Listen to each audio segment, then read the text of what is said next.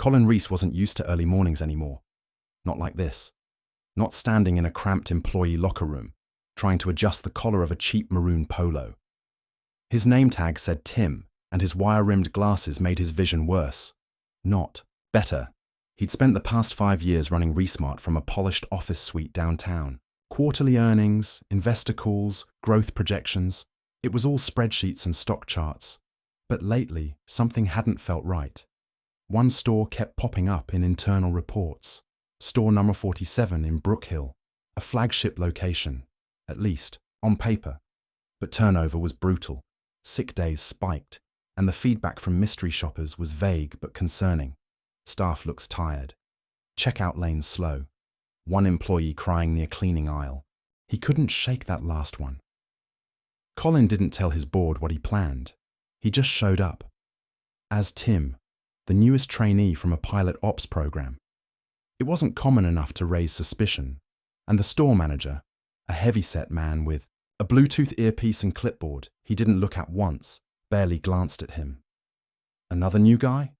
Great. Grab a cart and stock end caps. Colin nodded. No welcome, no tour. He spent the first hour stacking paper towels and snack bags in silence, his arms sore by the second pallet. The store felt tense. Music played, but no one hummed. Customers shuffled past. A woman near the pet food aisle asked for help.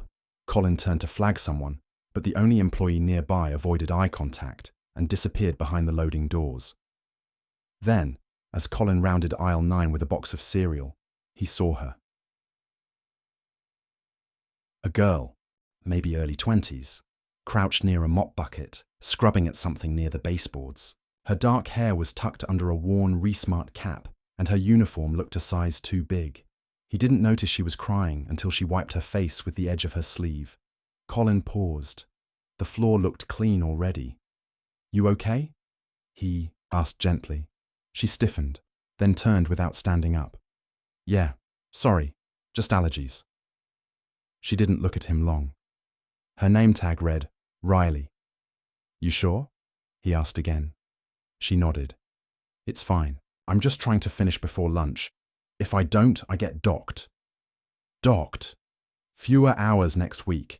Manager calls it incentive. She stood and grabbed the mop, blinking fast. I gotta finish. Sorry.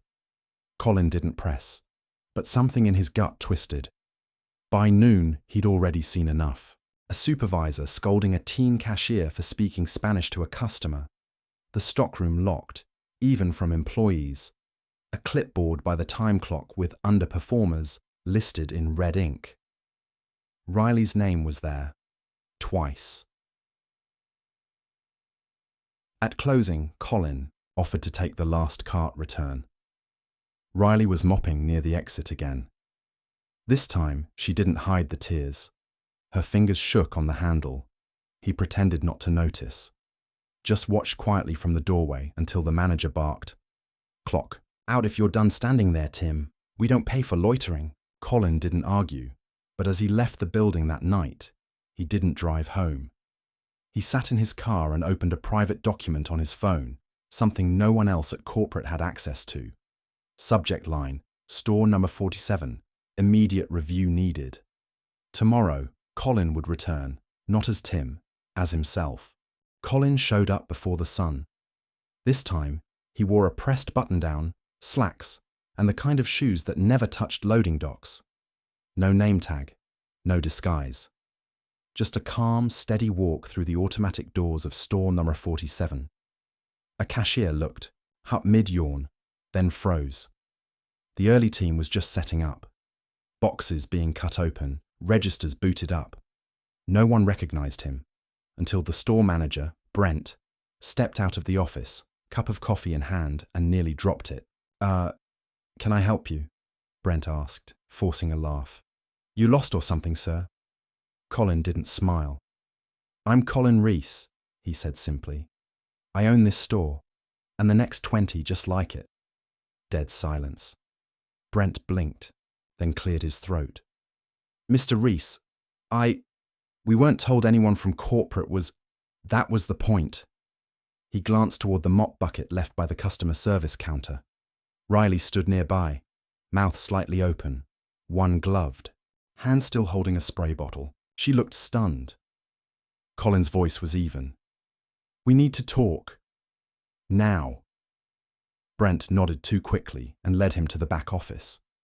The room was cluttered, files stacked haphazardly, safety posters curled at the corners. A teamwork makes the dream work magnet sliding off a dented filing cabinet. Colin didn't sit.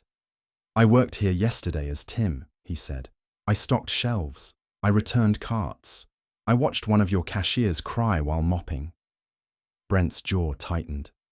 "There's been staffing issues lately. High school kids don't show up. And I'm not here for excuses," Colin cut in. "I saw your employee list. You penalize workers by cutting hours. You post their names in public. You threaten docked shifts if someone doesn't clean fast enough." Brent held up his hands. "With respect, sir, this is retail. We do what we can to keep the place running." Colin's stare was cold. "I didn't ask how hard it was. I asked why Riley was crying at 9:02 p.m., with no one offering help." Brent looked away. Colin stepped closer, voice quiet now. "You think a paycheck gives you power. It doesn't. It gives you responsibility. And you've failed at it."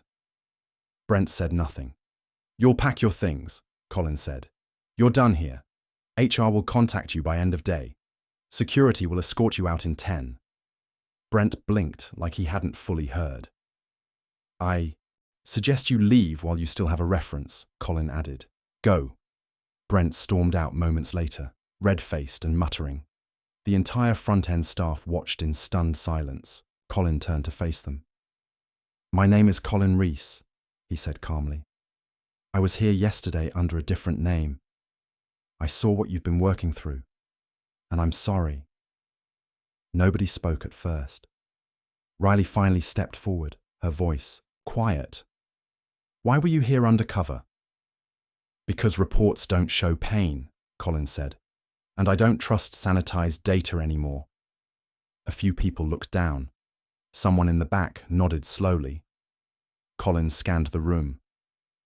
"I'm not asking you to cheer. I'm asking you to stay with me while we rebuild."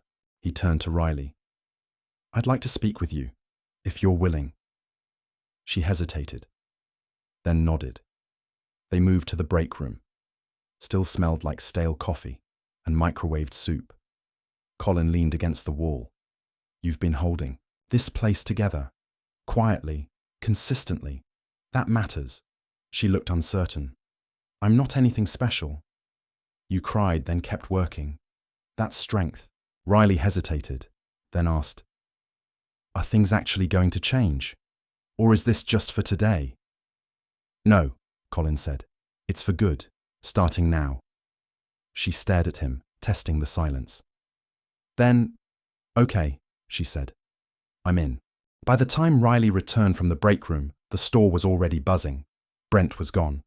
Security had escorted him out without a scene, but the ripples he left behind were visible in every glance and whispered exchange. The team didn't know what to expect next. But they kept moving, stocking, scanning, folding, like they always had. Colin stood near the manager's station, not issuing orders, just observing. Not in a suit of power, but in presence. The clipboard he held wasn't for show. He took notes, names, concerns, even ideas. By noon, the district ops liaison had arrived, a sharp, no-nonsense woman named Vanessa, who'd run 3 Resmart stores without losing a single employee to burnout. Colin briefed her in 5 minutes, flat. "We're not bandaging this place," he said. "We're rebuilding it from the floor up." Vanessa nodded. "You want me running point?" "For now," he replied. "But I have someone in mind for more." He looked over to the check stands, where Riley was helping a teenage associate fix a receipt jam. Her hair was pulled back, her name tag crooked, but she was calm, focused, in control. Colin crossed the floor and stopped a few feet from her. "Riley," he said. "You have a minute?" She turned, slightly tense. He held up a new badge. "Shift lead, floor ops." Her mouth parted, but nothing came out at first. "I know it's fast," he said, "but leadership isn't about time served. It's about impact. And you've already shown you can lead from the ground." She took the badge slowly, like it might disappear if she blinked. "I don't know what to say." "Then say yes." She looked around. Her co-workers were watching, not with envy, but something else. Quiet hope. Finally, she nodded. "Yes," Colin smiled slightly. "Good. Vanessa will walk you through the first hour." By mid-afternoon, the entire tone of the store had shifted. Not louder, not faster, just lighter. Riley moved through aisles with a clipboard, checking restock logs and helping a newer team member reset a display. She wasn't barking orders. She asked questions, listened, adjusted. The crew responded. Vanessa reorganized shift duties on a whiteboard in the break room. Public, transparent, no favoritism. She introduced rolling feedback cards where team members could report concerns, anonymously, to be reviewed weekly. Colin walked the perimeter. He found a broken exit sign near the back stockroom and flagged it immediately. He noted the loading dock door latch stuck when fully open. 2 employees had mentioned it, but thought. No one cared. He did. He added repair notes, took photos, sent them to facilities. Later, in the garden section, Colin spotted the youngest associate, a nervous boy named Malik, struggling to lift a stack of soil bags. Before anyone could move, Riley was beside him, lifting one off and coaching him through better posture. "You're not here to injure yourself," she said with a grin. "We survive together." Colin watched from a distance. That one moment said more than any meeting could. That night, after closing, Colin gathered the entire crew in the front lobby. The store was quiet now. No announcements. Just tired but curious. Faces waiting to see what the CEO would say next. Colin didn't take center stage. He stood beside Riley, clipboard in hand. "I know this has been a strange day," he said. "Unpredictable. Maybe even unsettling. But I didn't come here to play CEO." He looked around. "I came here to learn what reports couldn't tell me. And I learned that this store has heart, but it's been buried under fear." People shifted uncomfortably, but no one looked away. "That ends today," Colin said. "Starting now, re-smart. Store 47 becomes the pilot for our new operational model." He held up a few papers. "These are your updated safety protocols, your shift duty charts, your suggestion pipeline. But more importantly," he looked to Riley, "leadership will come from the floor, not just the office." She blinked at him, then stepped forward, her voice soft but sure. "We've all been surviving, but now we get to build something. If you're willing, I want to hear what's not working and how we fix it." Silence. Then Malik, the soil bag kid, raised a hand. "The air conditioner back here rattles like a freight train," he said. "Can't hear customers half the time." Colin nodded. "Logged. What else?" One by one, hands started rising. "The stockroom scanner's battery dies too fast. The fitting rooms are missing 2 locks. The back security light flickers and creeps people out after dark." Riley took the notes herself. By the end of the meeting, there was a whiteboard covered in concerns and an energy Colin hadn't seen in years. Not just compliance, but ownership. That night, as Riley locked up, she caught Colin near the back lot, watching as a contractor took photos of the cracked pavement. "You're still here," she said. "So are you." She adjusted her hoodie. "It doesn't feel like the same store." He nodded. "That's because it isn't." She hesitated. "You think people will believe it?" Colin looked her in the eye. "They won't have to believe it. They'll feel it." Colin returned the next morning dressed down again. Jeans, a company-branded polo, and sneakers that had seen more boardrooms than break rooms. But now, they belonged here. He didn't walk in like a CEO. He walked in like someone who planned to stay. Riley was already in the break room, reviewing the new shift board Vanessa had installed. Her badge looked less awkward on her now, like it belonged. "Morning," Colin said. She turned, smiled softly. "Didn't think you'd be back again so soon." "I will be," he said.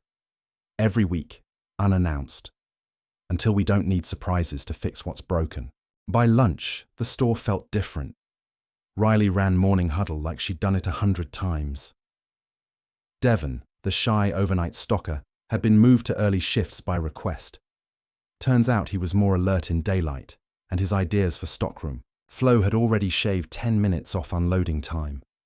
The front-end team now worked with rotating zoning partners, a new system Riley pitched to Vanessa. It paired faster employees with slower ones to avoid burnout, teach pacing, and stop the panic spiral that used to hit every weekend. Vanessa backed it immediately. Colin approved it without edits. Later that day, Colin sat with Malik at the lunch table, going over a few repair logs. "You said that scanner battery dies too fast," Colin said. "I checked. You're right. Manufacturer flaw." Malik looked surprised. "You actually tested it?" "I have 2 kids," Colin said. "I've built enough IKEA furniture to know instructions lie and batteries suck." Malik grinned. "You're not what I expected from a CEO." "I used to be," Colin said. "Then I stopped listening." Around 3 p.m., a new delivery arrived. The team paused as Colin helped wheel in 2 large boxes. "New headset system," he said, setting them down near the register. "Lightweight, better range, doesn't cut out if you sneeze wrong." The cashier team exchanged looks like they weren't sure if this was a prank. "It's real," Riley said with a grin. "And they actually work. I tested one." At closing, the entire crew gathered by the back exit. Colin stood beside Riley and Vanessa, holding a new document, a printout of Resmart's Leadership Access Protocol, the one that outlined anonymous reporting lines, safety audit schedules, and one critical clause: every store will have a liaison, chosen from the floor, answering directly to me. Riley held her copy like it was heavier than it looked. "I want to offer you that role here," Colin said. "You'd still lead shifts, but you'd also be the direct voice from Store 47 to my desk." Riley stared at the page. "I'm not sure I know what to do." "You don't have to yet," he said. "You just have to care enough to learn." She nodded slowly. "Then yeah, I want it." Colin smiled. "Good. First report's due next week. Tell me what I missed." That night, after the last lights dimmed, Colin sat at the folding table, in the back office, drafting a company-wide memo. Subject line: "This is how we move forward." He paused halfway through. Out in the main aisle, he could hear muted laughter as Riley helped Devon count out register drawers. Even the beeping from the loading dock sounded less tired. He finished the last paragraph. "Culture is not a quote on the wall. Culture is the silence between transactions. It's the way a cashier exhales when no one's watching. If we want to change this company, we start by earning back their breath." As he stepped outside into the night air, Riley was sitting near the curb again, sipping a bottled tea. "You need a ride?" Colin asked. She looked up. "Bus is late again. I'm used to it." "You shouldn't have to be," he said. "I've approved ride-share stipends for all closing staff. Starts next week." She blinked. "You serious?" "I'm not here to look serious. I'm here to be it." She didn't smile right away, but she nodded. "You keep doing this," she said. "We might actually believe you care." "I do," Colin replied. "But I know that doesn't mean anything unless I prove it." Again and again, Riley stood. "So what happens next?" Colin looked out at the night, then back at the store. "I go to the next one. If this story hits home, leave a like, share it with someone who's been there, and subscribe for the next chapter."